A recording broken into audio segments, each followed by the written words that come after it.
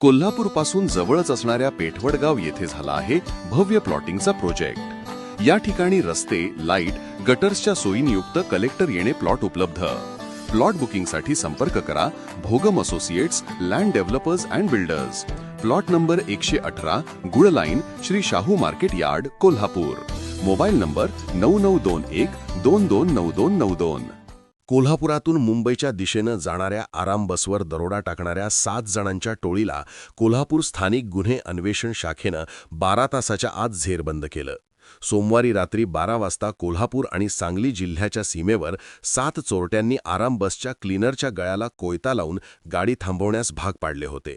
त्यानंतर जवळपास 1,22,00,000चे चांदी आणि सोन्याचे दागिने चोरून दरोडेखोर पसार झाले होते।